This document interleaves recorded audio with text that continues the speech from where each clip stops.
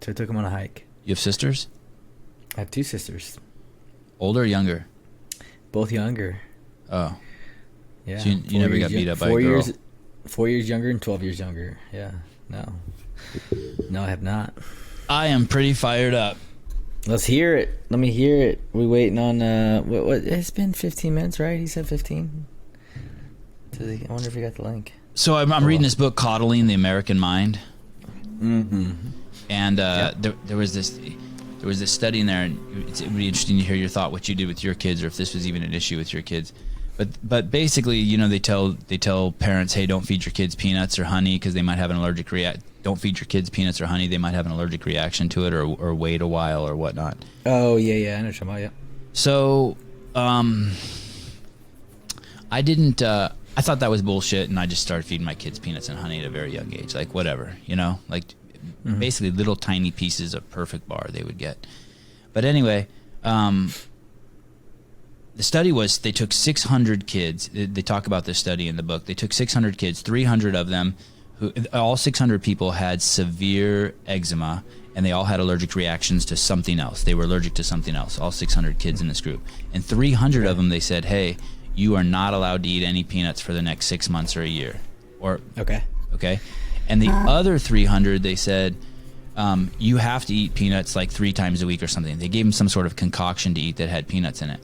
And at the end of the study, the kids who ate the peanuts, only 3% of them were allergic to peanuts. But the kids who didn't eat the peanuts, 17% of them. And it sort of supports that theory that whatever doesn't kill you makes you stronger. So they took 300 kids and then they completely peanuts are dangerous and you don't give the kids peanuts. And 17% of them then, when they grow up, are allergic to peanuts. But the ones you did give peanuts to and you didn't coddle, only 3% of them are allergic. Yeah, that's really interesting. Yeah. That's a really interesting study. That's why I think vaginal birth is so important too, by the way. So important. What does that have to do with it? Because the kids come out and they get all that goop on them. And that supposedly is right when their immune system kicks in. And that's where they get all their... Compared to a C-section? Yeah, compared to a C-section. So C-sections are... So where less are you getting goop, this information a different from? goop. It's a different goop the baby gets when it comes out of the stomach versus the vagina. There's different goops. So basically... amongst this midwifery crowd, there's a strong belief, whether it be scientific or anecdotal, that kids who are born vaginally and breastfeed are significantly healthier, stronger, more immune than kids that I understand C-section that. and fed from a bottle. Okay, so I understand that. That's because they can build an fine. immune system. But not all women can. I mean, every scenario doesn't warrant a vaginal birth. I'm sure. I'm sure there's a lot of reasons why the C-sections happen. Yeah, obviously, like emergency, especially since the advent of the C-section. Oh, yeah, well, I don't know. I'm not gonna get into this. I'm not an expert in this scenario. I don't know anything I am, really Josh, and I'm it. telling you, I can imagine you're an expert. 200 million you years. Have to be, you probably read at least one article, and so yes, you are now a resident expert of childbirth and whether vaginal or C-section is better. Good job. I hope that one article was. Hey, listen, I know why you want to defend the C-section because you I'm not defending anything. Because you want to coddle people and you're trying to be sensitive to people who might be offended with C-sections. There's no reason. That's okay if you had a C-section. Don't be offended if it's the lesser way to sustain a baby. But you're also not thinking about the other part of it, right? That there are scenarios where it's going to happen, where it's going to have to happen. I'm totally thinking about it. That's fine. Yeah. I don't think you are, though. No, I am. I'm okay with it. I'm just saying. Okay. What about your glasses? Are they okay with it? They're my skateboard glasses again. Okay. What's up, Matt? Yo, how you guys doing? We're fighting. Josh wants to coddle people, and he's concerned about sensitivities, like he's going to sell less good dudes if we talk about something polarizing. All right. Let me pick sides. What's the argument? You have a lot to say on this, I'm sure, Matt. Go ahead, Sevan. Tell them your story again. So basically, cut it quick. I'm reading this book called Coddling the American Mind, and they were talking about this study in there where they took 600 kids, and 300 of them they said no peanuts, and 300 of them they said eat peanuts. Oh yeah, no, I read this. Yeah. Okay, and see, Josh, what's up? Matt knows. And at the so end of the read it. study, Okay, good job. At the end of the study, 3% of the kids had allergies who were eating peanuts, but the kids who didn't eat peanuts, who weren't exposed, 17% of them were. And it follows along that theory that whatever doesn't kill you will make you stronger. That exposure is actually important to peanuts at a young age if you want to not be allergic to them in your old age. And so then from there, I shifted to that's why vaginal birth is so important for babies. Shut the fuck up. Oh, my God. Matt had that line just loaded and ready to go. Waiting. He's like, okay, at some point, I'm just going to say, shut the fuck. Because vaginal birth gives the babies goop and they build their immune system. The goop. There it is. The goop. Matt, you're looking mature. Oh, thank you. I think. Are you wearing a collared shirt? I mean, I got my flannel on, but no, I haven't shaved or cut my hair in a couple weeks because I can't find my clippers. So they're in a moving box somewhere, and I can't find them. So I'm just stuck with this. I can't wait for that move, man. I'm so jealous. This is the first appearance of a collared shirt on the show, dude. Any time I've moved before, it was like when I was in college and like all your belongings fit in the backseat of your car. And then even when I moved to Tennessee, it was like I had my pickup truck and then we had like a 6-foot trailer or like a small trailer. And just moved in. It was super easy. We bought furniture when we got there. Dude, this move was bananas. Like, full transport truck, and like I when I rented the truck, I was like, oh, we'll have plenty of space. Nope. Floor to ceiling packed. Like had to have a forklift on both sides to get stuff in and out. It's been a lot more than I was anticipating. And then trying to juggle everything on top of it was rough. Rich Matt versus poor Matt. Hey, does it look like I'm getting head when I'm like this? I got a DM that said the other day, every time I put my hands behind my head, they think I'm getting head. Sevan, stop saying stupid shit. I mean, that's my role. What are you talking about? I'm going to have to carry the show today because Josh is just fucking broken and you're exhausted. So why is Josh broken? Fuck if I know. Training, man. Training. Josh is ready to take heads off. Because he saw Jacob Hepner's newest training video and it fucking got into his head. Dude. Please, dude. I'm so excited. I am so excited for that fight. I can't wait. I'm so excited for this fight, too. Like, no matter what happens, I'm just excited to do it. It's going to be so crazy to step into a ring and like getting in front of a crowd to do something right is not a big deal for me anymore. It used to be, right? I used to have anxiety to go to talk or to speak, but like after starting to compete and whatever, doing well, now it's like okay, getting in front of a crowd.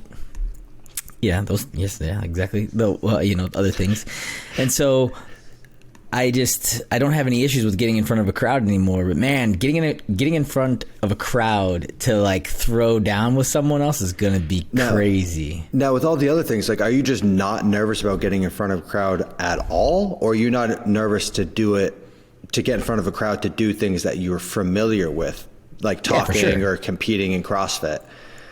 Like, like if I were in your shoes, it's like this is your first fight, right? Yeah. Like you've sparred and stuff, but this is your first fight.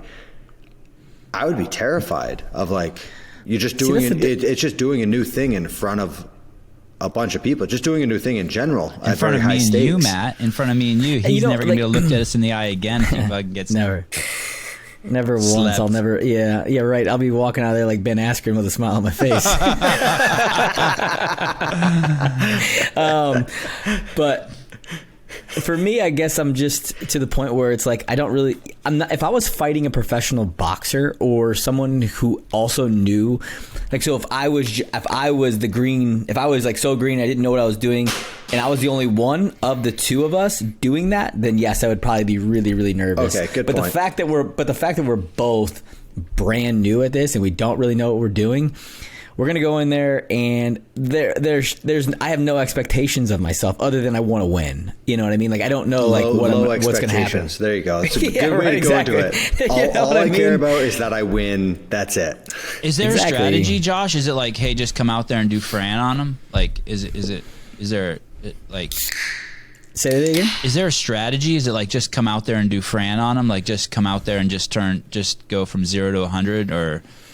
No, I don't think so. I think my strategy is going to be, I'm not going to like give you everything because Jacob's probably listening, and I ain't going to give him all the answers. You know what I mean? But there is a strategy. You'll build a strategy. But yeah, of course, there's going to be a strategy. I'm going to go in there with some thoughts and some ideas of how I want to attack this scenario, and at least in the first couple of rounds, and then. Like every good team guy's going to do, we're going to adapt and overcome. You know what I mean? What are the rounds? Are they 2 minute or 3 minute? 3 minutes, which I think is a little excessive. I'm not sure if it's a smart or bad to go 3 minute rounds. I mean, people keep telling me, "Oh man, that's kind of crazy. You should probably be going 2 minute rounds because we're both so new at this." Yeah. And but we'll see how it goes. I mean, we're both in the exact same scenario. So exactly, it's like nobody's at advantage, disadvantage. Whether it's 2 minutes, 3 minutes, it doesn't really matter. Except the fact that he's 200 pounds and you're like a we asked him to come down a little bit. So he's like, well, I'm not training as much, so obviously my weight's going to come down. I'm like, yeah. Neither am I. You know what I mean? And so my weight is going to come down as well.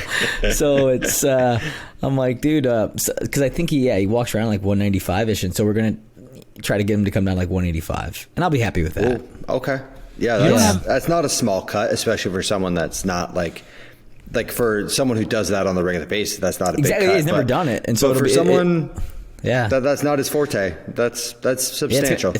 The first time you have to cut weight is not a fun time. Like you don't really know what your body's going to do. You don't know what to expect. You don't know how you're going to feel afterwards. And I don't know like what the scenario is. I haven't really been told if we're going to have to weigh in or whatnot. You know, I'd like to get that on paper and know if Hebner's going to have to come down to like. Either way, I'm going to step in the ring with him that night. It doesn't matter. Yeah. But I hope he comes down a little bit. I hope he hears that and he just bloats up to 210. He's like, Josh said he's fighting me either way. Let's go. I shouldn't have said that. Never mind. I mean, I'm only getting in the ring if he weighs 185. Hold on. You don't have adrenaline dumps in CrossFit, right? Like at the CrossFit Games, do you have adrenaline dumps? Oh yeah, I will. You do? Yeah, I have ups and downs. I think. I feel like you'll get up for events, come down, get up for events, come down. Yeah. What do you think, Matt? For you? Oh, absolutely. I mean, I try to stay even keeled. I try to stay even keeled during the events, and for a long time, I was trying to stay even keeled after the events as well. So, like most of my event wins, I just hit the finish line and don't walk off because I took the mentality of if I'm not going to pout after a bad event finish, why should I celebrate after a good one? And so, like. A lot of my like highlight reels of event wins, I'm just like walking across the finish line, don't even put my hands up, anything like that. But then I realized like, no, I earned this. Like, so I wanted to have some excitement around it. But like, there's events like the 1 rep clean event where it was just one person going at a time on the platform, whole crowd. And like, it was a great battle between like Panchek and I. Like, I've never had adrenaline like that. But, there's a time and a place for it. I try not to get overexcited. If it's a longer workout, just try not to dump that adrenaline in round 1. You're waiting until the end of the 3rd round, beginning of the 4th to like be like, all right, let's fucking go. Let's put down the pedal. Because that's when it matters. Who cares who wins round 1? I'm trying to win the event. I don't care how I get it. So trying to conserve and be smart with when you put that pedal down and try to dominate. But yeah, there's definitely adrenaline. It's hard not to when you're standing in front of 10,000 people and like. I don't mean that there's not adrenaline. I just mean the dump that's like so obvious in fights. Like you see guys come out in the first minute, like especially new guys to the UFC or just new guys the first time you see them fight in a boxing ring or something, or like when I'm trying to figure out Meerkat fought that guy. I'm sure that just comes with like familiarity of like, because when that adrenaline dumps and you're like, okay, I am pacing this correctly. This feels super easy. I feel super energetic. And then that adrenaline, trickles away and you're like, oh fuck. that wasn't a good pace. That wasn't the right effort. Now I'm screwed. So I'm sure, like, if it comes with a beginner's a lot, I'm sure that's just with the familiarity of it. Yeah, I think what you're talking about is more kind of like what Jason Kalipa kind of always got caught up in, right? Where he'd come out really hot and then he would implode a little bit on a lot of, not all workouts. Obviously, the guy's he's a legend in the sport of CrossFit, but he had that was kind of what he was known for, right? Yeah, coming out a little hot. Yeah. Is that an adrenaline dump or is that just exhaustion? Like he spent too much energy too quick. I would say he was a little too excited, too fired up, having too much adrenaline, and then came out way too hot, where he wasn't able to control that like first round, right? Where I think is most of us got older and more experienced in the after our first year or so. We had that knowledge. We're pups. Yeah, just stop spring chicken, baby, spring chicken. You know what I mean? But just had that knowledge of like, hey, I know I need to throttle back off the bat. I know I need to. And understand that I have a lot of adrenaline, especially that first event, right? The first event of the CrossFit Games was probably where you saw it the most, especially in runs. Fucking loved it. Where you'd have like the runs. Those were crazy. Yeah, the beach runs or the you tuck in behind a rookie. Come on, man. Come on, we can go. We can go. Put the pedal down. Get him to burn out. Like, what they say that first five? Was it the 17 games that run swim where? Dude, the first mile was like a 5:24. Dude, I think our first 400 was a sub 60. Is what people were saying that that front group. It was crazy. I definitely got caught up in that for some reason. I have no idea why I let it. I did that workout so many times before that game, and my time would have been the best time. And I ran my paces. I ran a 6-minute mile on the first one, did the swim, and then ran a 6:18 or something on the back end, and it would have been the fastest time. And if I would have done that, I probably could have been the same way. The swim was a little long that year. I feel like it was way long. Yeah, dude, it was a little weird. The first buoy drifted way off. Yeah, and it was gray and cloudy and rainy, so it was kind of hard to see anyways. But I just remember getting in the water and I couldn't breathe because I'd ran so hard, which was just me being a dummy, Yeah, I mean with that too. Like kind of what you talked about, like you did that workout prior to. I stopped doing full workouts prior to a competition years ago because it was like every time I did it and I felt comfortable, I'm like, oh, okay, that's a good score. I'm going to do well in this, or I have the potential to do well. Then, like my nerves come down and then my willingness to suffer, that pain tolerance just disappeared. And so it's like I would do that, like that workout as an example, I would do it in training and be like, okay, I know what my time is. I know how I feel. I'm comfortable in the fact that I know I can complete that swim at a good clip. And then as soon as I would do it in competition, like as soon as you get a side cramp or as soon as your heart rate's a little bit higher than you remember last time, I would always like, oh, fuck, like this isn't good. Like something's going wrong. And then you panic even more. So I stopped doing workouts prior to, but it was that workout specifically. I got in behind Ricky and I made him run real fast. Yeah, that front group came out hot. We came out hot, boys. It was ridiculous. I was just like, oh my God. I hit the water and I was like, I can't breathe at all. I'm like, this is bad. And I swallowed some of that lake water and I got sick. It was good. Did you know Ricky was going to do so well at the games that year, Matt? Like, had you... going into it, were you like, okay, this guy, or was it as the days went along, you were like, okay, yeah, this guy's legit? No, I knew he had a motor that was just about second to none. I knew he could run and bike like crazy, because I competed against him in Dubai, like 7 or 8 months prior. I think we competed in Dubai together in like December, and then I actually overlapped with him in Australia a couple months prior to that. And I was training with Colin Porter, and he was like, hey, this kid, Ricky's coming in. He's Benny Garrard's little brother. He was like, super nice guy, just a cool bro. And I was like, oh, that's cool. Like, how is he? Like, he was doing one of the Dubai qualifiers, I think it was. And what was it? It was, and I asked him, like, how is he as a competitor? He was like, oh, motor, that's bananas, but he can't lift like at all. Like his max snatch, I think at the time was like 255 or 260. What a weak punk. Right? Dude, could you imagine?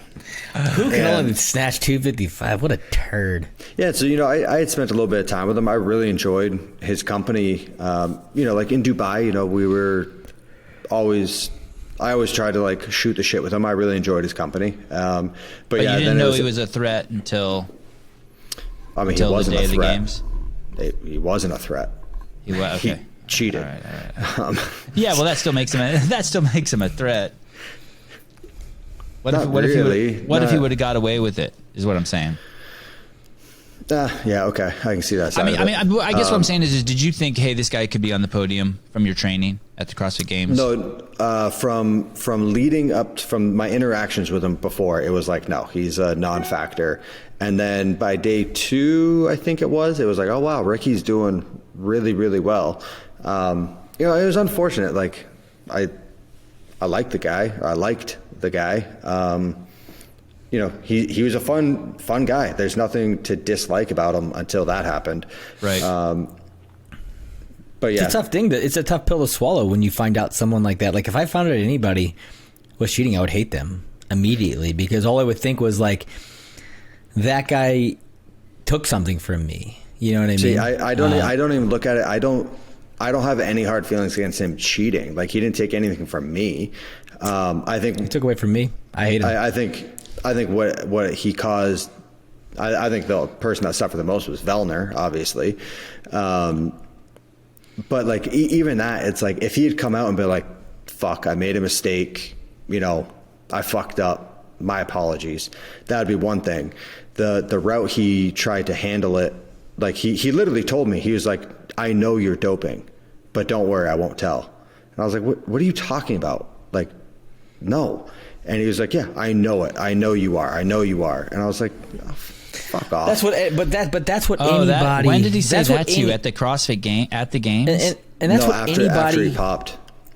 Oh shit! That's what anybody has to tell themselves because that's how they justify them doing it, right? They have to be like, everybody else is doing this, that's why I have to do it. Yeah. Because I have to level out the playing field.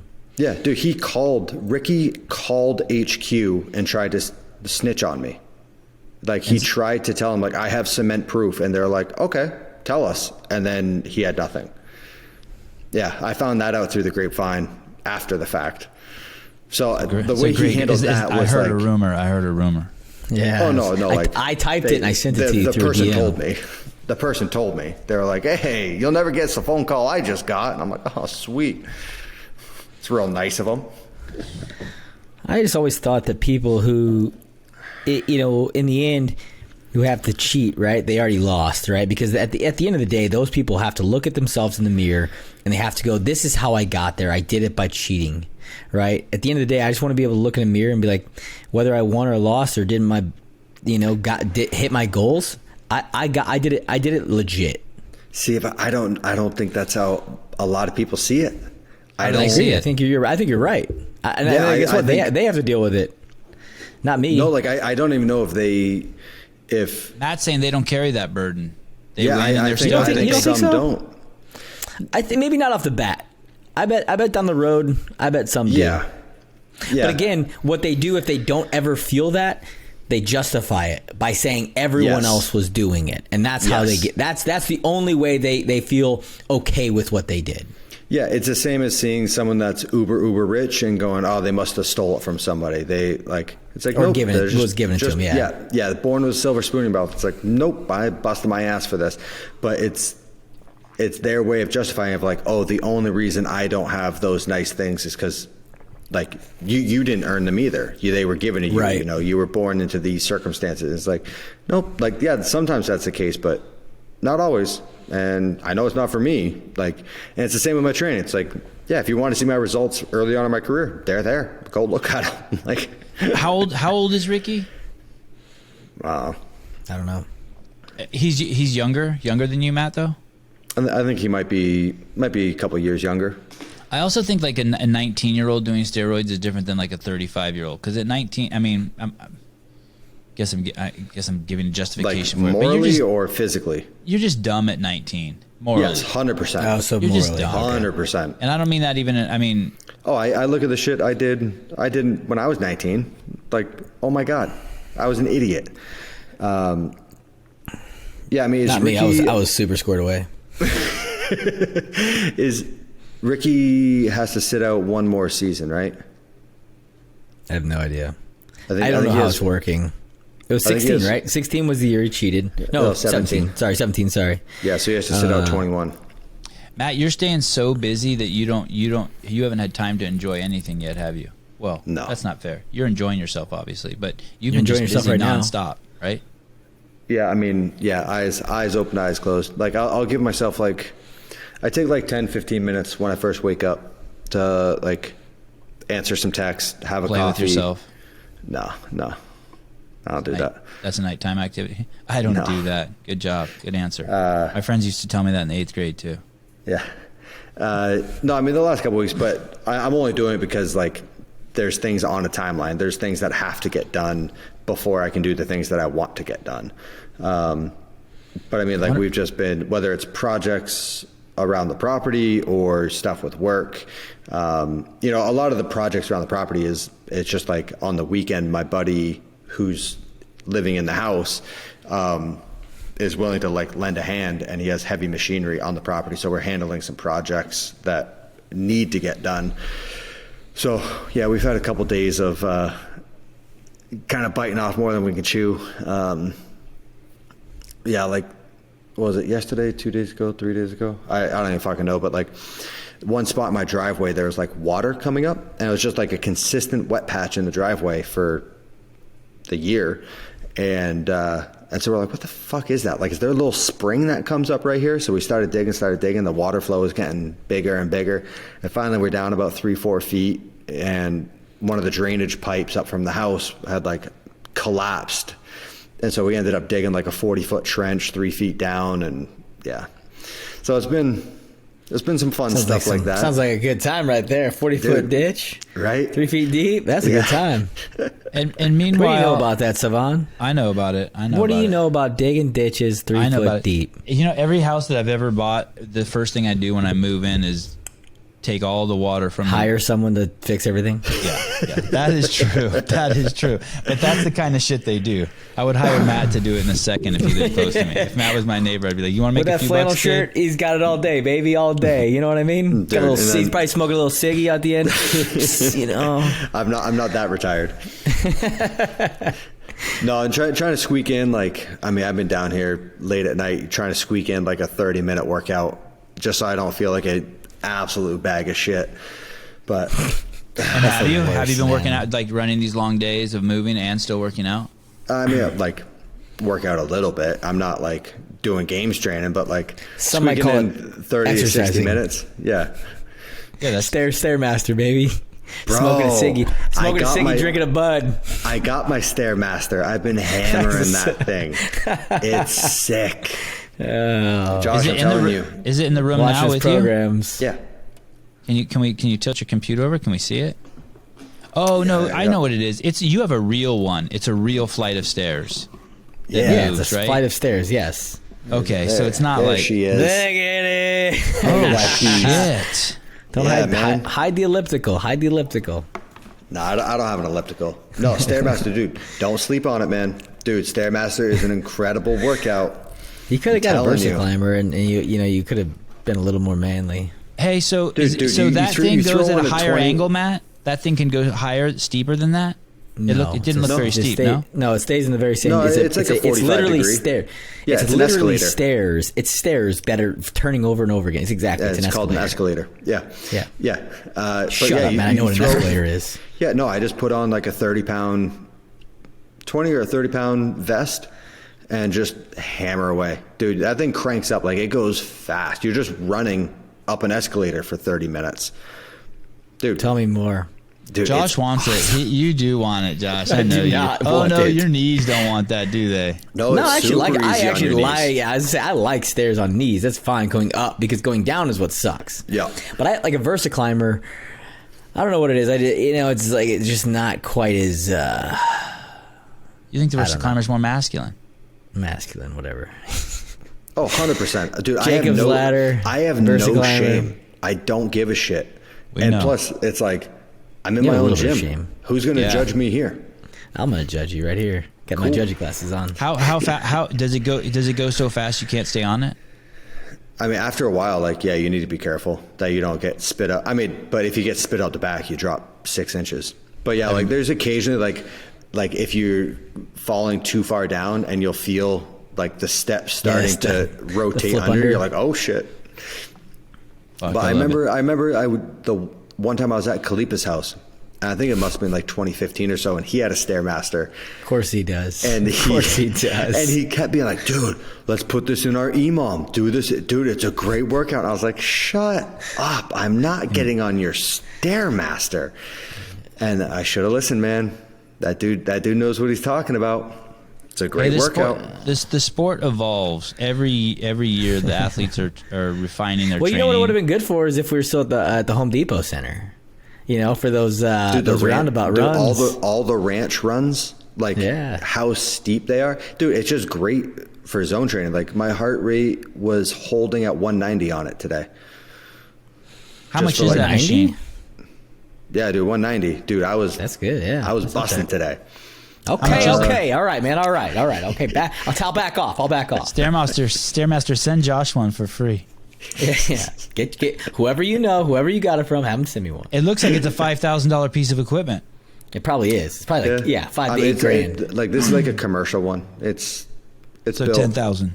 No, every time, no, way every less than time that. every time when you have something that's so only does one thing and they're so expensive, it's crazy. And it takes up a shitload of floor space. Did you see the So size much of that room. thing? It looks like you Yeah, have a I fucking know. robot sitting in there. No, it's about.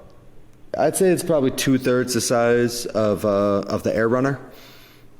Oh, It's tall. Like my head's probably 9 feet up when I'm using it.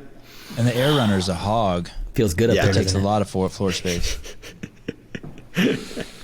I know what you mean, man. So you have all these things going on. You have the moving, trying to get in some workouts. You have the fucking businesses, the training, the nutritional stuff, the podium.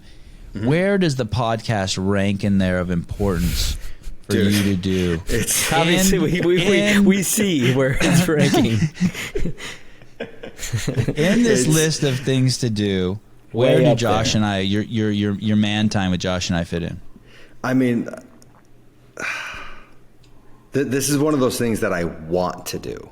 Matt's very But I sensitive don't- today. but I I thought he was don't- just going to tee off on me. Look at him; he's being all sweet. And I know, shit. he's like- Look at he's him. like- No, like I he's mentioned, hold I on. mentioned it earlier. Like, Make sure to hurt this is how I Sevan's live my feelings. life. Of like, I do the shit that I need to do before I do the shit that I want to do, and this is one of those things that it's like, no, I want to do this. If the podcast doesn't happen for a week, it's like, all right, there's a couple unhappy people, but like, our livelihoods aren't at stake. The projects, the stuff we worked hard for, isn't at stake, and it's like, all right, I just went through a move. Like, it took me like 5 minutes to find the microphone before doing this. So yeah. So, I mean- so you're saying the podcast is kind of like when my dad texts me and I don't open the text because I want to open it later and give him a real thoughtful, good response, and then all of a sudden 3 days later I remember, oh fuck, I didn't text my dad back. I mean, You're saying the it's podcast is more- kind of like that to you? No, it's more along the lines of like, I just don't like your backhanded text messages of like, hey Matt, your lawn looks great. And I'm like, I know what the fuck you mean. You're not actually complimenting my lawn. You're just saying, hey, you had time to shovel mulch today. Why don't you hop on a podcast? Hey, well, Sevan. Yeah, what? Hey, Sevan. When I text you, you need to start answering me quicker, just so you know. Me? Yeah. What are you But talking I'm your about? dad.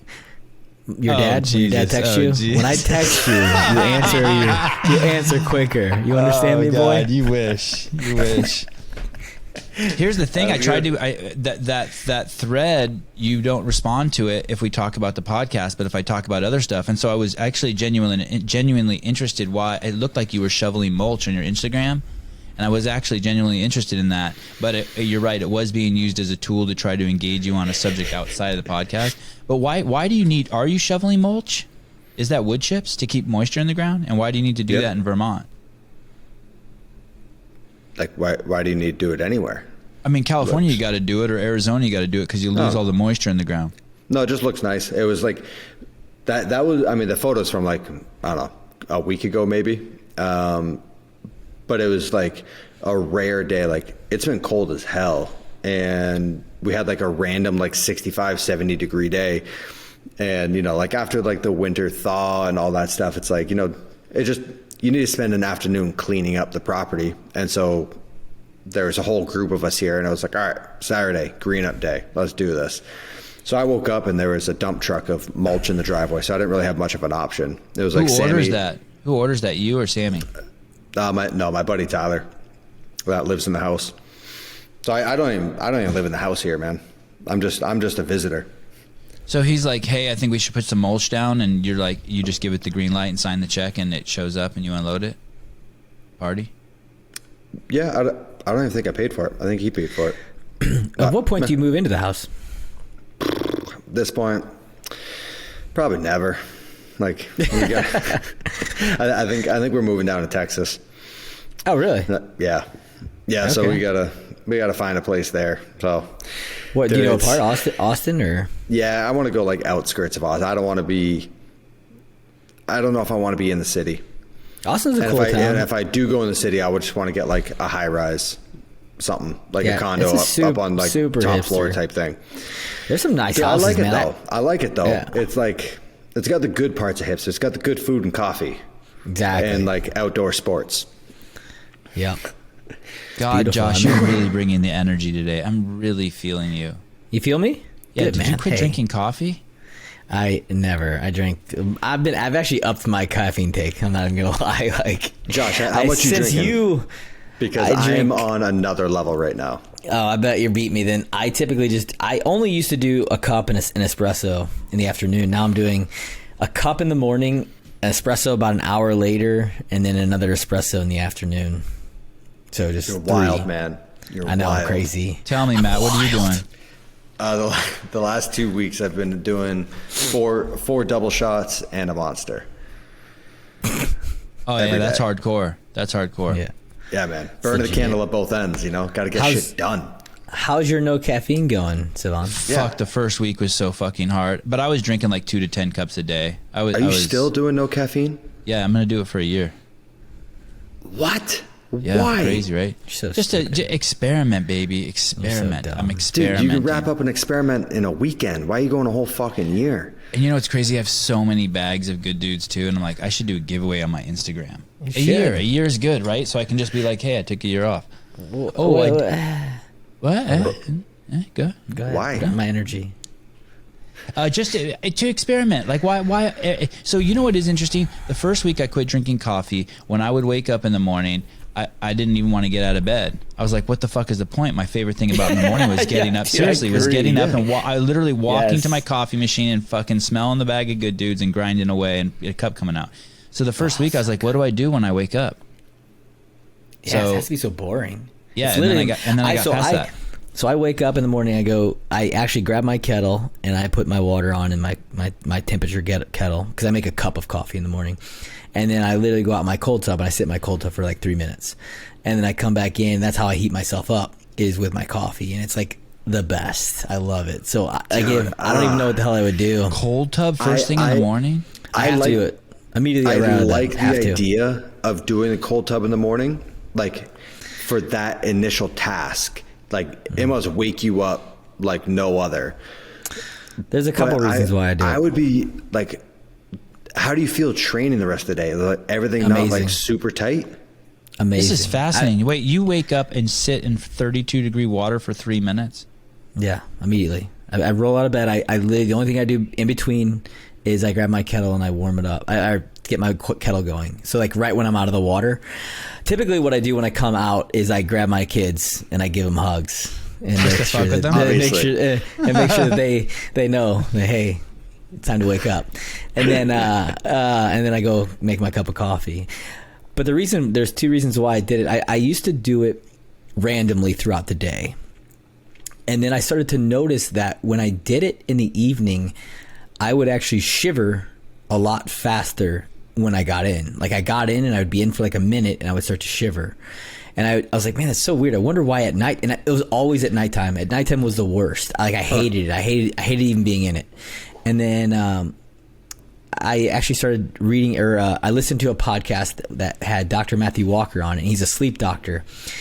And he actually, and this made sense for me why I actually preferred doing it in the morning, because when I would do it in the morning, I would have no issues. I'd get in, I used to use my clock because I wanted to see how long I was staying in for, because how I would do it, I do 20 deep breaths and then I get out. And so I would start my clock, and the moment I hit start, it was like, there's no more thinking, just get in the fucking tub. All right? Like, no more. Yeah, no more opinion. No more opinion, right? You're getting in. No more like, am I going to do this or am I not going to do this? Isn't the clock awesome like that? You go in there in the garage and you're like, I'm not really going to work out. And then you start the clock. Turn and you're the clock like, on. It's like, nope, I got to going. And so I did the same thing with the cold tub. I don't have to do that anymore. The moment I lift the lid, it's like, okay, I'm getting in.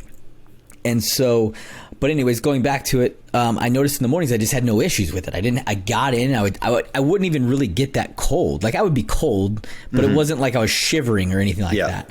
And so I'm listening to the podcast with Dr. Matthew Walker, and he's saying that your body temperature actually is hottest in the morning. Your core temperature is warmest in the morning, and then it's lowest at night, right before you go to bed. That's actually how your body wakes you up, as your core temperature rises, and that's how you wake up. And so that makes a lot of sense, right? I'm getting in the cold tub in the morning. My body's hot. I'm already but like, how much? We're not even talking 1 degree difference between going to bed and waking up, are we? It's enough. It's enough to where, man, it is noticeably different getting in and out of that cold tub. Try it. Try to do a cold tub in the morning and do one in the evening and see. I've never even done a cold tub. I literally got I have the ice chest, right? It wasn't my idea. I got it from freeze. I'm sorry, chest freezer, deep freezer. And I just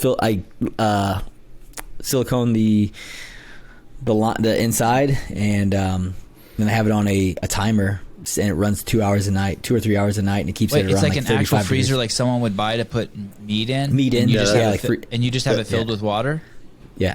And you that's what I've done for the last 4 years. And you turn it to the highest setting so it doesn't freeze the water? Yeah, I got the idea. No, so it's all, it's just turned up to the highest setting, and there will be sometimes there will be layers of ice on top, and you just have to break through it. But that's only if you run it a little too long. But I've kind of dialed it in to where it sits at about 30, 35, 34 degrees. Yeah, and, did you seal yours too, Matt? Did you seal yours? Yeah, so I put like just outdoor caulking on all the seams, and then I put a aquatic fan in it because like I found the water was going funky after like, I don't know, 2-3 weeks.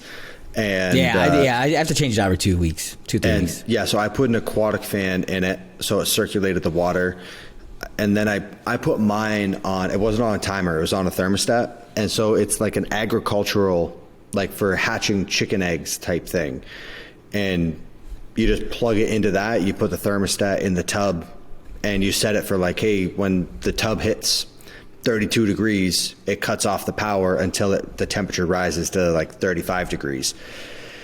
And then I also had like a little chlorine. I can't believe this thing can hold that much weight. I can't believe this thing can hold that much water. I mean, it's just sitting on the ground. Yeah, it's just sitting on the ground, right? Yeah, exactly. It's like, I mean, you're not trying to move it like that. Oh, yeah, no, you ain't gonna move it anywhere. Yeah, sorry, Matt, I cut you off. You put chlorine in your water?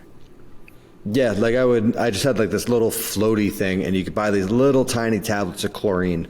And so like I was able to go, I don't know, maybe like month and a half, 2 months before I had to change the water. And it was fine. Like just, I kept it in a shed outside next to the sauna, and I would just go back and forth. I love doing contrast. That is the best. The only thing with the contrast is you start to sweat, and that definitely gunks up your water a little more. Oh yeah, it was nasty. I only start to do the contrast right when I know I'm gonna change the water out. Like it's like, okay, the water's getting a little funky. I'll probably go like 1 or 2 more days, and I'll do contrast then because I'm not really worried about it. I'm like, okay, it's my water never really got gunky, but like I always did my ice bath after training. Like I only did it. I never did it like you are, where it's like on its standalone. It was always as soon as I'm done training, sauna and ice bath back and forth. And then on top of that too, Tia and I were usually doing it together. So that water got it probably saw some things. Yeah, yeah. Separately, or can two people go in there? No, I had a small one, so we would just alternate back and forth. How do you get the water out? There's a little plug at the bottom.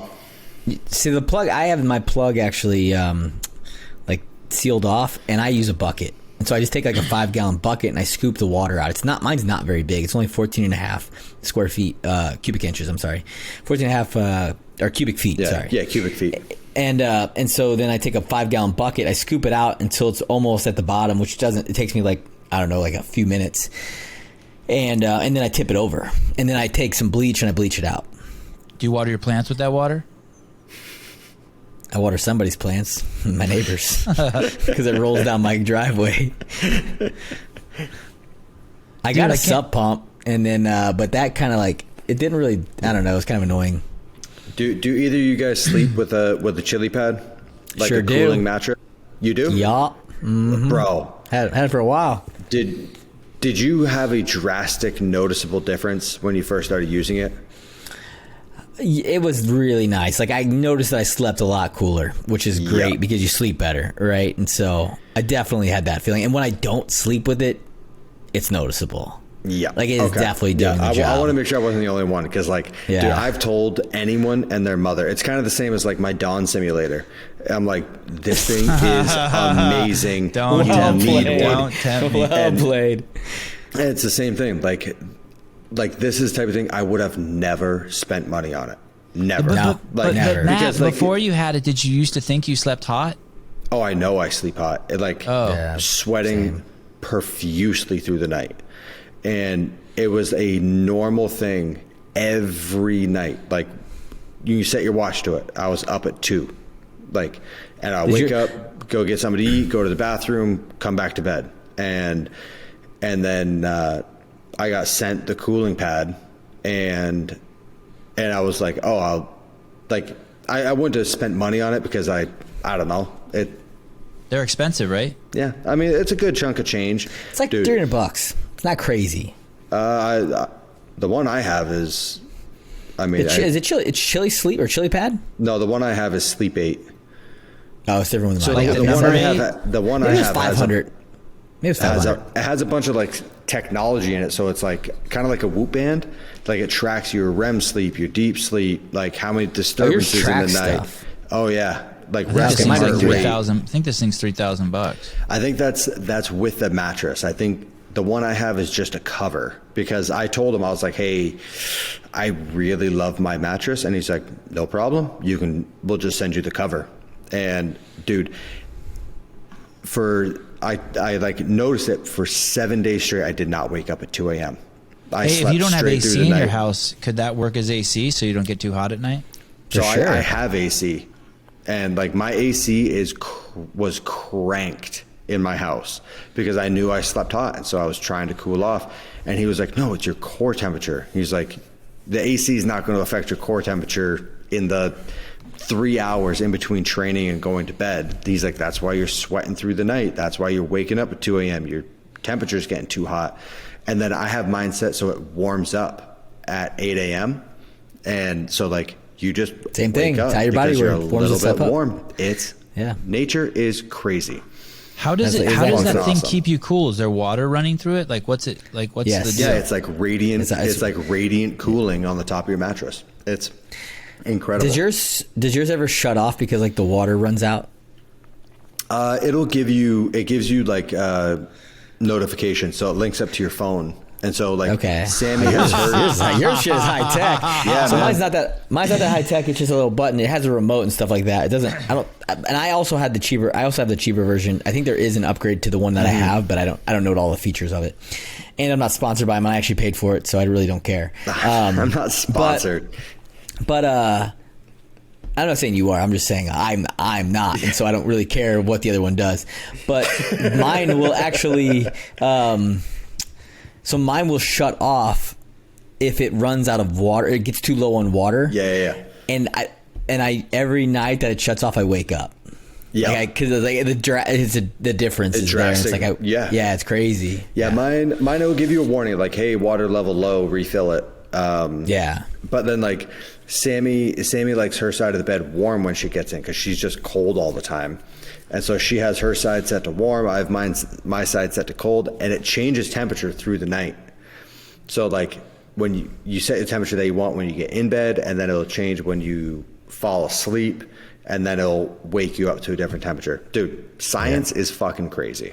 If you get a notification from your sleep aid cooling system saying that your water's low, and then you also get a text from Josh and I saying, do you want to do a podcast? Where in the hierarchy do you respond to us, or do you go fill your water up? Where I'm trying to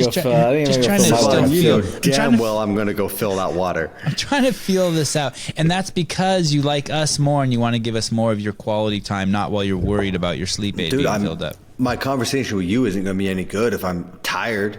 I don't get a good night's sleep. So I heard a rumor that Matt... Show us the proof first. I DM'd him for my typewriter. You know, it's funny. After you said that last time, Matt, I must have got a dozen DMs saying, hey, dude, I'll DM you anything you want. Tell me what you want me to DM you. I did hear a legitimate rumor that you are picking up a coffee sponsor. Is that true? You're going to be exclusively signing with a coffee sponsor. I don't even want to say their name if it's not true. Josh, did you tell him? I told him, man. I told him. No, I'm signing with a sponsor? No. Yeah, are you being courted by a coffee brand? Yeah, I have offers all the time.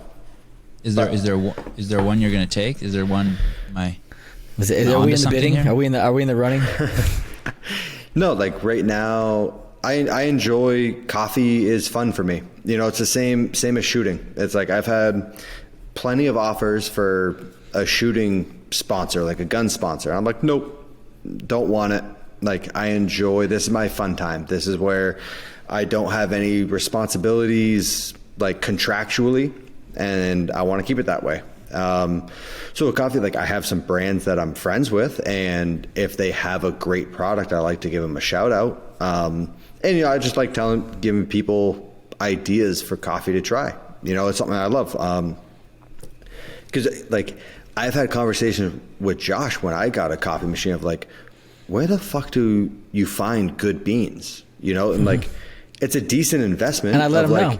If you're buying $20-$40 and you're plowing through that in a week, it's kind of like, well, shit. Like, and if you just Google good espresso beans, you're not getting the good espresso beans. You're getting the company that spent the most on marketing and like keyword phrase type thing. Yeah. So, I mean, there's a couple brands that come through my house on a regular basis that I really like, and I give them a shout out when I do. But nah, I don't have a coffee sponsor, and if I do, they will be amazing. Like, I'm not signing with some janky brand. Yeah, man. Meaning that they'll pay you a lot of money. Is that what you mean? No, I don't do that, Sevan. I don't sign with shit brands. Right, I understand. So far. Okay, I understand. All right. Now show me the screenshot of who said that. I'll send it to you. I'd love to know their reasoning too, because like nothing has come up of like. Speaking of, go ahead. Sorry. Yeah, I don't know. No, go ahead. Maybe Matt O'Keefe just hasn't told you yet. Speaking of coffee, so Good Dudes has 2 donkeys. One's named Dave. One's named Sevan. I saw. Thank you. I am so honored. How was the commercial shoot? I'll tell you. Oh, dude, the commercial shoot was great. It was awesome. Like, it's gonna be really good, and we got so much content done in like one day. So, but I'll tell you what, that donkey, man, he was being a bit of a Dave. You know, he was being a jackass. He was being an ass. That's for sure. Like he lived up to his name. He didn't want to. We only had him for like an hour. You know, it was a rescue donkey place, and we rented him for 2 hours. Is that a thing? Or an hour. That's a rescue thing, donkey place? I know, that's what I said. I was like, there's a rescue I'm like, what are you rescuing them from? And she's like, this one. The fact that there's a donkey place is funny enough to me, but then a rescue donkey place, it's like, okay. I know. And she's like, this one was through domestic. We had to rescue it from like a domestic like violence kind of situation where the husband was like, he was threatening to kill the donkey, and the wife's like, no, don't kill the donkey. And they called somebody or something like that. But then most of them are just, like farms. They just, they don't need them anymore, and they need to get rid of them. And so they this place. Did you rescues go to the him. rescue, or they just brought him on a trailer to the No, shoot, they brought to him the on a studio? trailer. Yeah, they brought him on a trailer to the studio. And they brought two? Too. Yeah, because the one, Dave, he can be a little bit of a punk, and he was, man. He was like nipping and biting at the other one, and like Is that the like, one that like the picking, husband the husband threatened to kill? I think it was. Yeah. One more time. Yeah, right. Yeah, exactly. Did you ride it? No, I didn't ride it. No, but like I was walking him, and he like I was always like I kept getting nervous. I kept like it. Just so happened that I'd get behind him, and I was like, "Man, this fucking donkey kicks me. Like, I'm fucking gonna get." You better have the camera rolling. You better have the camera rolling if that shit happens. And so I'm walking it outside, and this fucking thing just like bucked. It literally bucked. It probably got a foot off the air, a foot off the ground, and I was like, I just let it go. I was like, it ain't my donkey. Whatever. Let it go. And the lady was right there. She grabbed him and got him. It was fun, man. We had a really good time. And the commercials, the big full commercial is going to be good.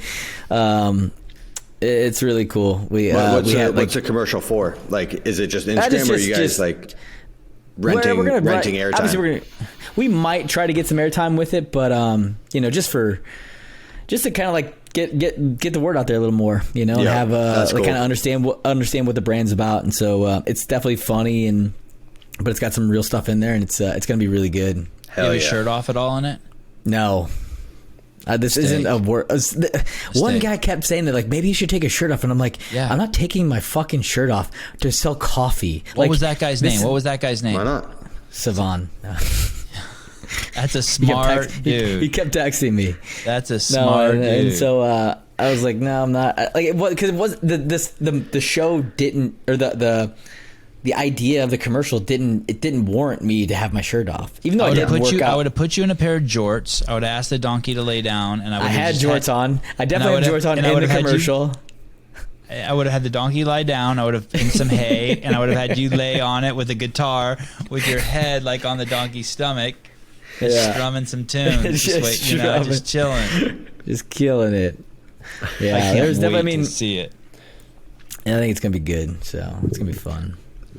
Are you guys just online, or like are you in any stores yet? We're just online as of right now, but we're there's some ideas turning. So yeah, oh, that's awesome, man. Yeah. I'm loving it. Matt, have you been? I heard another rumor that you've been asked to do another podcast, to be a participant in another podcast. All right, where did you hear this one? Just between my ears. Would it be a bad thing? Would it be a bad thing if I was on another podcast? I heard this thing go ding, and I was like, "Oh yes, talk to me."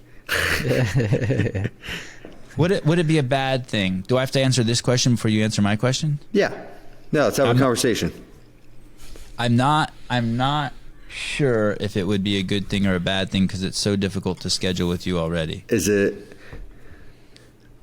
Oh, so that's your only concern, is the scheduling? I haven't given it much thought past that. Okay. Well, no. It would be yeah. It would be a bad thing if you dropped this one to do that one. Well, I mean, not a bad thing. The other half, a day of mourning. The other half of this podcast is coming with me. Oh, dang! The other third. Do Josh and I? If you go start your own podcast, can Josh and I fight to see who comes with you? No, Josh and I had a conversation where, like, dude, Sevan started his own podcast. Let's go start our own podcast. That makes perfect sense. How's that going? How are the views on your other podcast? They're not great. I can't imagine why. They're not great. They're not great. I have less views on that podcast than Matt loses followers in a day. Depends what I'm doing that day. Some days I lose a lot of followers. That's true. I have too. Yeah, O'Keefe will go through and be like he'll be reading me stats like, you lost 8,000 followers this day. What did you post? And I'm like, guns. He's like, all right, you lost 5,000 this day. What did you post? Guns. Those are that polarizing, huh? That's amazing to me. I mean, I'm not gonna change what I like to do, Right. No, that's silly. I don't think you should. Sevan, since you it's started doing actually your- every week it's doing better, and I'm quite happy with it. I'm downplaying it. It's actually it's good. It's very Your good. podcast, yeah, Yeah, good. yeah, it's doing great. Yeah, It no, does- I don't want it it. does To, I don't better want, I don't on want it to Apple. fail. Say that again. I don't want it to fail. I was just messing with you. I hope it's good. No. And it's not going to fail. The only reason why it would fail is if Matt all of a sudden and you wanted to do this one 3 times a week, then that would interrupt the Sevan podcast. But it's doing really and well. we both know that ain't happening. What's interesting is that one gets a lot more views through like people listening, like through iTunes or Spotify, than on YouTube. And this one gets more views, significantly more views on YouTube than on Apple or Spotify. Meaning people actually are sitting down and watching us. Which is Everyone weird. wants to see that pretty face of Matt's. Yeah, look at this, man. Ungroomed. Especially with that collared shirt today. I know, Yeah, man, I'm falling Looking right into the spiff. Vermont trends. Flannel, and no shaving, you know? That's right. What do you guys think about? I think I've talked to you both briefly about this, but what do you think about doing commentary for the CrossFit Games this year? Like just like our own commentary. We're sitting in our living rooms, we have it on our TV, like on YouTube or wherever they stream it live. Well, but then I'm going to be busy that weekend. wait, because you're going to be there in a booth. Huh? I don't Because know. you're going to be there in a booth. I'm going to be there doing something. What are you going to be doing? Are you going to be there? Yeah, I'll be there. Hell yeah, I'm not going to miss that. I got people to cheer for, man. I got friends Let's go. competing. So you don't think we'll do any commentary? He's got scouting to do for next year. No, Calling I'll be calling busy. it. I'll be busy as hell that whole week. That's like going to be a classic week of like burning the candle at both ends. Wait, Josh, what am I scouting for? You know what you're scouting for. I don't need to tell you. I know exactly what I'm Keep scouting for. What do you think I'm Yeah. scouting for? You're scouting to see if you can win it, come back and win it the next Competition, year. baby. Your yeah, what the competition. competition Pulling those Jordans back out, pulling that number 45 out. You know, no longer 23, now you're 45, baby. Here we go. No, I'll be there working. And just having fun, man. Dude, being a spectator at a competition is so much fun. And Way better. What's that? It says way better. Yeah, dude, I never got to do it. I've done it like twice, and it's so much fun. So I can't wait to do it. I'm also going to be at West Coast Classic, just hanging out, having a good old time, and Granite Games. It's going to be so much fun. West Coast Classic went to Vegas. Yeah, baby. Had to switch that venue. Delmar's I such a can't great wait. venue, though, man. I don't know where where are they doing it? The West Coast at? Do you know what venue? I know he told me. I think he told me, but I just don't remember or I wasn't paying Delmar's attention. just such a great venue. Like it's. Yeah, but Vegas I would have went up is there for sure. Awesome. Is Podium Yeah, having a how booth at these events? 5 hours. When, will people get to test it out there? At the games, yeah. Yeah. But yeah, not we'll before have then. yeah, we'll have a booth at the games. And then I don't think at any of the sanctionals. Yeah, I don't think we'll be there. But at the games we want to be there, you know, and just integrate it any way we can. Like we want to make a cool experience. So it won't you just found be it? like shaker bottles and you take a sip. It's like we want to have fun with it.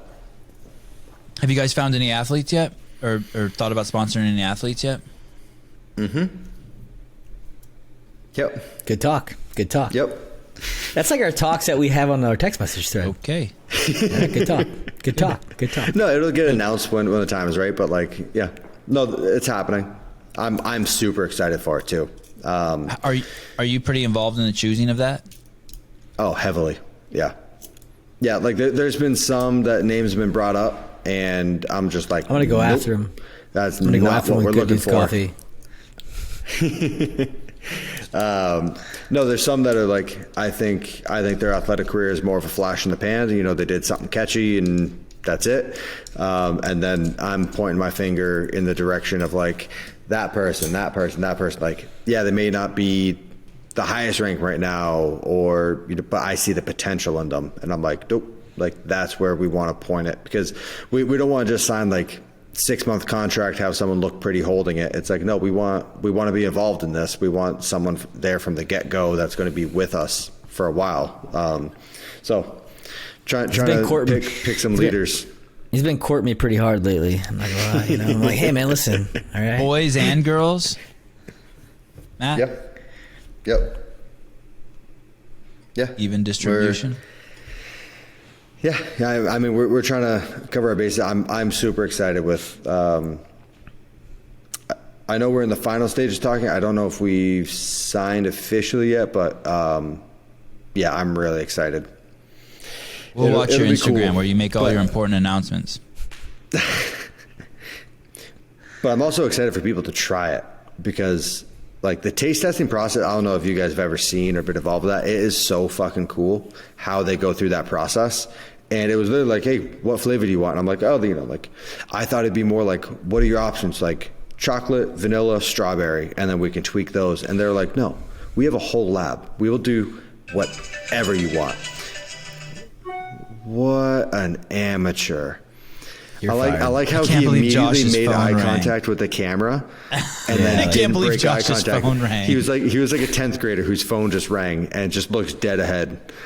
The same person's called me 4 times since we've been on the podcast. I'm guessing I know who it is. No, you don't. Yeah. Well, you do know who it is, but you don't know. Say your name. Say his name. No, I will not. I will not say their name. I will not tell you what pronoun they are. Say his name. Oh, man. He's named after my donkey, isn't he? Matt, do you have Podium at your house, like right now? Like, are you taking it every day already? Yes. Yeah, cool. So you're testing it daily. Yeah. No, I mean, they're the supplements I've been taking Stairmaster workouts.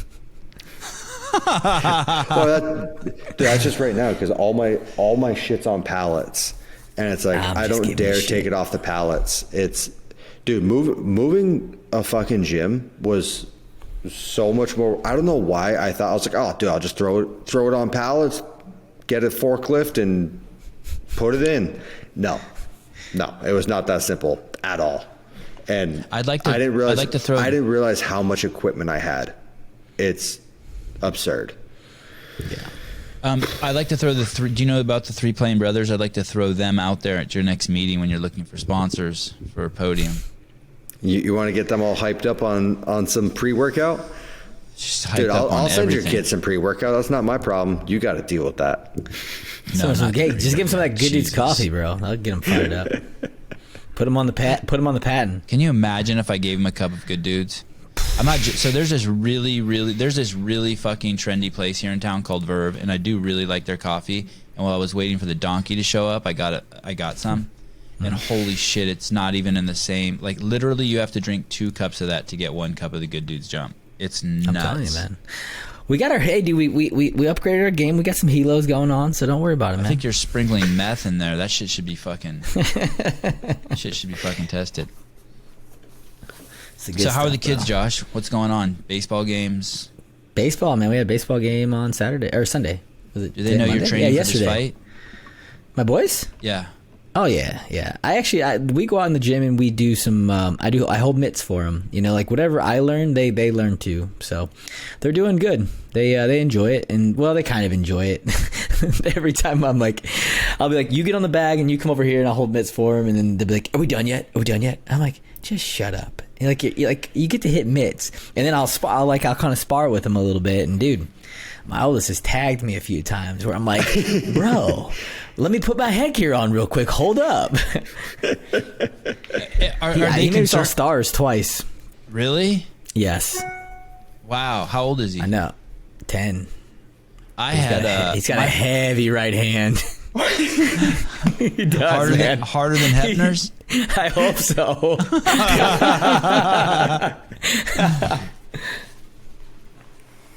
It's fun. Your boy's been. Go ahead. My 4-year-old was doing a jiu-jitsu choke on me the other day, and my fucking whatever this Adam's apple larynx or what is this thing right here? Your windpipe? I don't know. My windpipe, it fucking hurt for like 40 minutes afterwards. I grabbed his arm and squeezed it so hard he started crying. I fucking almost killed me. You're fucking. Because you're old though. You're like 50, bro. You're fragile. And this thing's just like turned to balsa wood here. Now that I'm old. Yeah. Dude, I can just see Sevan like, look, he's like tapping. Seriously, Your 4-year-old made seriously. Dude, I had a girl black me out one time, and it started as play wrestling, and it was just like fun play wrestling, and then she got me like in an arm bar, like kind of like a triangle choke type thing, and she was on her back, and you were on top of her like that, like with her leg around your head, like we were kind of joking, and like I kind of like gave her my arm, thinking that like she would latch onto it, and I would like pick her up and like throw her onto the couch or something, and she locked in real quick, and in the moment that I was like, she has a pretty deep, and I was out cold. And yeah, I woke up from that. I was like, what the fuck just happened? And she was like, got you. And I was like, yes, you did. Look like, good job. Look like Dominic Reyes. Is that okay? It went from like just playing around, us both having fun, to she locked it in, didn't realize how deep she got it, and then I was out cold. Yeah. Were you pissed? It was just like a light switch. No, why would I be pissed? Like, she didn't mean to. And like, we were having fun. It was funny as hell. Josh is still pissed and in denial when you choked him out. Shouldn't happen. Dude, O'Keefe is upstairs. Continue with your story. Continue. I will go get him. Go get him.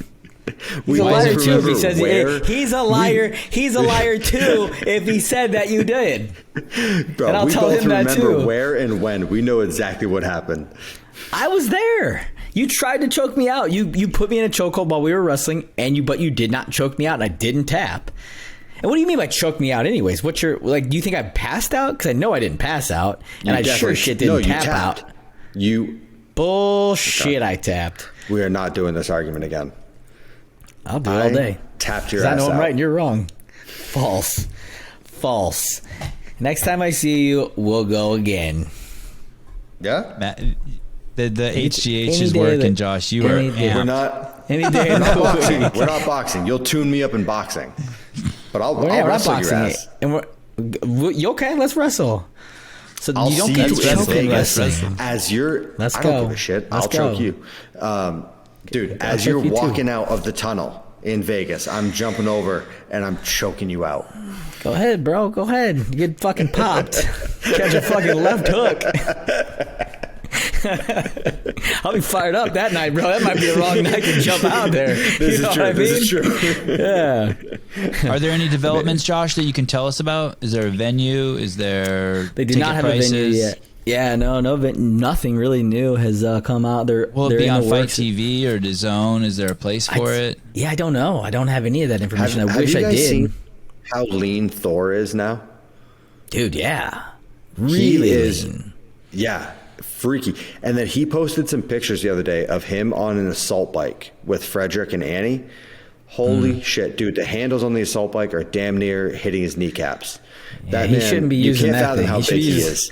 I was like, you should be using an Echo bike. That assault bike is like broken 3. How do I find it? What's his real name? I think it's just on his Instagram. Yeah, Hathor. Hathor? Hathor is like his last name. Half, like half a man? HAF. Something. I'm trying to look to see if I can find him. So when you guys are in the airport and shit, or when you guys use public restrooms, you guys shut the door if you're taking a piss? His Instagram is Thor Bjornsson. THORBJORNSSON. Yeah. Oh, the first thing that comes up when you Google that? Oh my gosh, is his wife. Dude. What? He looks like a clown on one of those little tight bikes. On the little tricycle. Dude, it's like it doesn't even come up to his hips. I would love. I think he said he did a minute of max effort or something like that. And I'm like, dude, I want to know what your 50 calorie time is. It has to be 15 seconds. 8 seconds. Oh my God, he's lean as shit. You're right. Right? Yeah, it's crazy. I think you know how much he weighs right there? I'm actually really excited for that fight. Yep. That's gonna be a fight. Very excited. I'm excited for the whole thing. I love Vegas. Yeah, it's gonna be a good time. It's gonna be a good time. Josh, how strict are you going to be the day before the fight? Like, you going to be resting, or like, can we go go-karting? Oh yeah. I'm not. Man, I'm going in there to win that fight. I'm not messing around. So no on go-karting. I'll go-kart afterwards. Let's hold out to the day after. Okay. You know what I mean? Come on, man. I'll go with you, Matt. I'm a fucking amazing driver. You've said that before. Amazing driver. I don't believe that for a second. It's true. I'm a fantastic driver.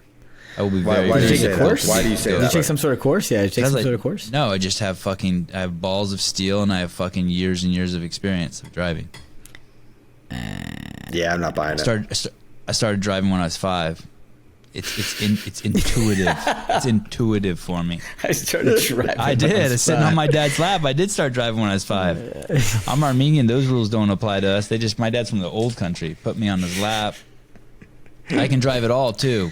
I still put you on my lap. I let you drive my car. A semi, a motorhome, a tractor, your mom, anything. Dude, all. my first college roommate was from Armenia, and it was fucking Is he hilarious. a good driver? His little brother, so my roommate obviously lived in the States. His little brother moved back to Armenia, and his grandfather never learned how to drive. He went from not being able to afford a car to then having a driver. And so like the driver wasn't there one day, so the grandfather just like had his grandson drive, and his grandson was like 10 years old at the time, and totally fine. Like, he's like, no, I'm with my grandpa. Yeah, 10 years old, driving in Armenia. I think I was like 13 or 14 when my parents like started to like hand me keys and let me like go grab the car to bring it up to like pick them up. And one of the first times they did that, they hand me the keys, right? And I think they had like a little old, they had like a Cadillac or something, but it wasn't like a super nice Cadillac. Mm-hmm. But so I'm backing it out of a parking spot, and I literally start cutting the wheel immediately.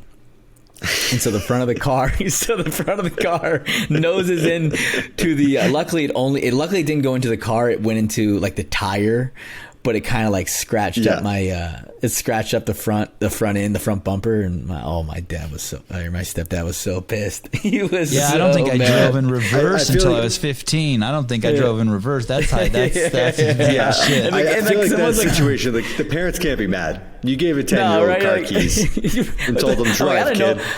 I'm like, how the hell am I supposed to know when I'm supposed to start cutting the wheel? Like, I've never backed out of a car out of a spot before. Yeah, but yeah, it was pretty funny. And my parallel parking skills are amazing too. I put a 17-foot car in a 16-foot spot, no problem. Serious. I'm fucking just get out and lube up the bumpers and stick it in. Sorry, Matt. Go. What were you gonna say? The first time you drove, what'd you crash? I think we were working on a job site, and it was like the job site was like on the road that our cottage was on. And like every little while I would ask my dad or like one of the other guys working, like, hey, do you guys want a drink from the cabin? And it's like, I don't know, stone throw away, but like it was enough down the road that it was an inconvenience. And so they're all like, yeah, that'd be great. And I took that as like, hey, Dad, I'm going to take your Suburban and like go to the cabin. And so I thought it was awesome. And then like, but the truck was parked too far away where they couldn't see me taking it, and I just assumed that they knew I was taking it. So I'm doing this every day for like a week, and then finally my dad's like, why are you doing this? Why are you offering to run to the cabin? And then I think he saw me driving the Suburban, just like trying to get up over the steering wheel, just driving this limo of a truck. He's like, wait, have you been doing that the whole time? I'm like, yeah. And he's like, oh my God, and that was the first time you'd ever driven a car? Like by myself, yeah. And a Suburban, that's a big old vehicle, man. Oh, yeah. It was a boat. Yeah. A lot of blind spots. My dad had a Volkswagen Bug, and he would just put me on his lap and just let me steer. It was dope. Yeah, like sitting on a lap. I mean, that happened super early on. I remember like I had a Kawasaki Ninja when I was 12 going on 13. Wow. And I wasn't allowed to leave the neighborhood. And so I'd rip around on that thing.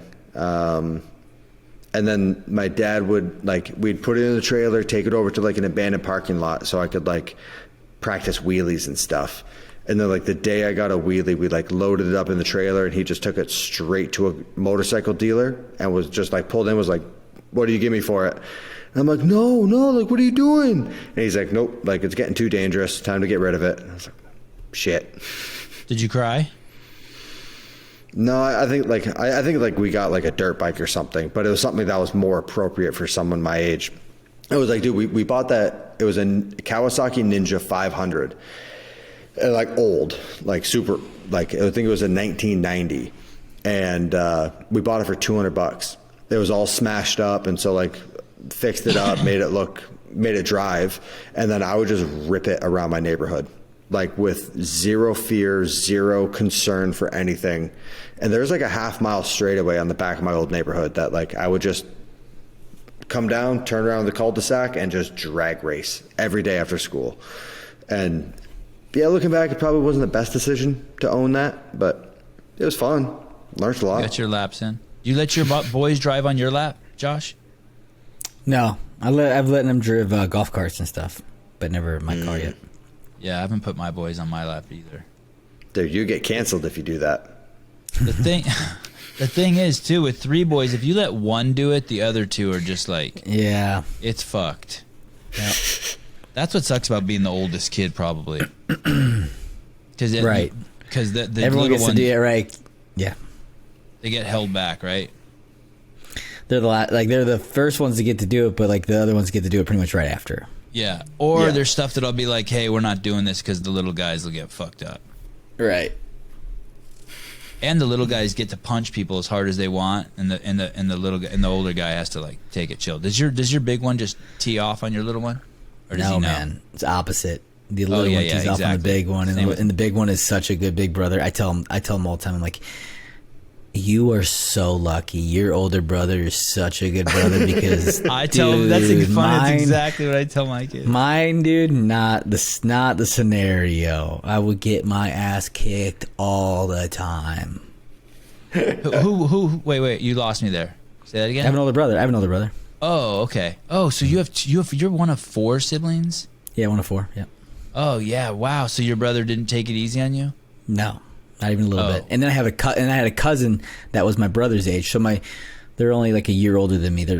We're only like 14 months apart, and so they would just torment me. I remember them holding me down, like smashing eggs on my head, and then like knuckling my chest, kind of thing. And yeah. Never. I did not get taken easy on them ever. My three nephews were just visiting me, 12, 14, and 16. And but before they came, I thought, what the fuck am I gonna do if these boys start fighting with each other? They're all bigger than me. Let them go. You know what I mean? I'm like, what the fuck am I gonna do if these boys? They were great. They got along so good. Yeah. But it was a thought that popped in my mind. I'm like, how the fuck am I gonna? What am I just gonna come in and just start yelling at them, or how am I gonna break this shit up if fucking these teenage boys start fucking just beating each other up? I remember at family events, me and my brother never fought at family events, not that I can remember at least. But man, I had some cousins. They would get in straight up like fist fight, rolling around brawls at family events, man, and you'd be like, damn. Like they were peeing off on each other, just making a scene at family events. Yes, at family events. Like I have a big family. Like my mom's dad. So my grandpa had 7 brothers and sisters, and every one of his brothers and sisters had like 6 to 7 kids, except for my grandpa. My grandpa only had 1. But I do have. My grandma had 2 daughters before my mom, and so I do have 2 aunts, but it's not through my grandpa. And so, but my grandpa's family is just huge, man. And every one of their kids had 7 kids, and then every one of their kids had like 4 or 5, like just a big family. And dude, like they're all Irish Catholic, big drinkers. Parties would go on until like 7 in the morning. Everything is a party, whether it's Christmas, holidays, birthdays, funerals. Funerals were the worst. I mean, those were like some drunken messes. Yeah, man, it was crazy. Does someone break up the fights when the cousins are warring? They would typically, some like the mom and the dad would come out and try to grab it and be like, come on, you two. But they were just, and all the family, a very athletic family. Like everyone played sports and everyone was actually really good at sports. I had a couple cousins who, played like minor league baseball. A lot of like went high level soccer playing. Just all very athletic. So the testosterone levels were there, man, right? The competition levels were always there. We were always playing sports. Like we would play like soccer in the backyards at these events, at these holidays and stuff like that, man. And so it just, tempers would flare. Hey, and I think a big thing too is like when like this fight isn't going to end the relationship. It's right, like, let's just throw down. We'll make up tomorrow. Let's go. Yeah, it'll be all right. Right. They were brothers, and it was always brothers, just getting after it. So, now that I don't drink coffee, I don't need any pee breaks on any of the podcasts I do. Yeah. True. On any of them or on either of them? How many podcasts you got going right now? Just two. Right. Hey, do you guys get asked to be on? You guys must get asked to be on a lot of podcasts. Yep. Yeah, I do. And what do? Do you just ignore them? I don't ignore them. I typically talk to them, and then I've tried to get on a couple. It's just hard to schedule it. What do you do, Matt? Do you just ignore them? No, I don't ignore them. I've done some that have been really cool. And it wasn't just like an interview. No, it was a great conversation. But then I've had some where I was like, why did I do it? Like, this is terrible. So yeah, you try to vet them, like go back and listen to some of their other ones or whatever it is. But like, it's too much work to do that. There have been, exactly. So it's kind of tough because not everyone has good intentions. And so like, I've had a couple where like, it ended or like you're like, yo, delete that whole thing. Like what the fuck were you thinking? You've said that? One time. It was so amazing. Bad. It was so bad. I would love to hear that. I would love to hear that podcast. Wait a second. So tell me in more detail what happened. So you're on a podcast. It's just you and the host? Yeah, there's two hosts. So I redid the podcast with them. Oh, you did? Well, that's nice. Yeah, the next day. Even harder. The next day, we redid the podcast because I was like, guys, like, why are you talking to me on these topics? I don't know anything about that. And, like, I don't have that type of sense of humor where I'm talking about just silly things. But I was like... Would you rather eat poop from a mule or from Josh Bridges? Exactly. Like that kind of shit? Really, really silly stuff. And I'm sure I was being super critical on it. Like, the scenario in my head, I'm sure was worse than reality, but I was like, no, like you're not airing that. Like I'm doing this. I'm not gaining anything out of this podcast. Like this is trying to help you out type thing, or try to get a message, whatever it was. So yeah, I got up extra early before we had to do our I think I was at a seminar or something. And so I just got up extra early the next morning and did it before the seminar kicked off. Because I didn't want them leaving empty handed and just like wasting their whole trip. But at the same time, I was like, all right, you're not doing that at my expense. Yeah, I mean, it's just tough because it's like not everyone, you get more clicks. Like if someone's starting up a podcast, they get more clicks for saying some outrageous shit and getting something controversial than they do about putting thought into good questions or good conversation or whatever it is, So I did this one, man. It was so bad. And I was wondering why you had a shit-eating grin the whole time Matt was talking. I was like, is Matt saying something funny or is Josh fucking like... I did this podcast, and I don't know why I said yes to it, but I did, and I don't even remember the name of it, and I don't remember the name of the guy. But it was so awkward and uncomfortable, and he looked like he was in this in his bedroom that had like T-shirts and like weird posters on the walls, and he was drinking. Well, he was drinking alcohol, I could tell, and it was just so uncomfortably awkward almost the whole podcast, where there was a lot of dramatic pauses or him just not really knowing what to say. And I'm like, you know, all right. And I finally just had to be like, all right, man, I gotta go, you know. And I cut it off. I let him have the podcast, and he posted it somewhere. I'm sure someone might be able to find it, but man, it was pretty uncomfortable. And that was like that actually kind of it holds me back now from doing random podcasts I don't really know, because that scenario happened. And I'm like, I was sitting there, I'm like, the whole time I'm like, I can't believe I'm doing this podcast. Like, this is such a waste of time. We were talking about nothing. It was almost like hey man, what's going on? And I'm like, you know, blah, blah, blah. And he's like, that's cool.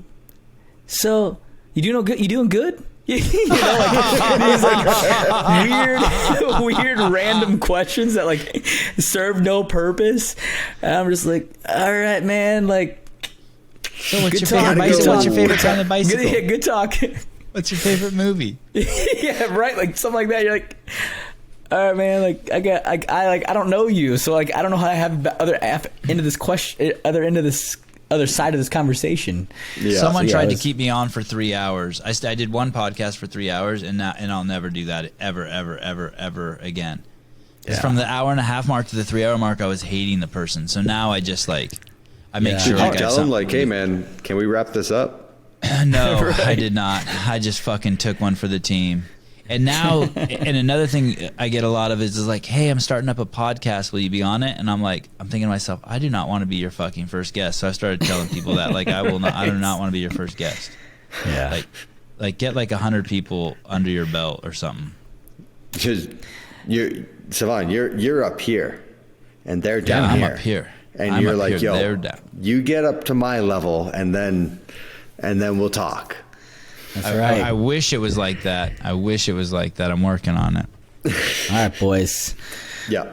Let's wrap this one up. It's almost 11 p.m. I am so tired. What a good dude. Matt did a podcast tonight. One more Get that quick guy question. a cup of Patton or Reagan. One more quick question. When are we doing the next podcast? Just end that shit right now.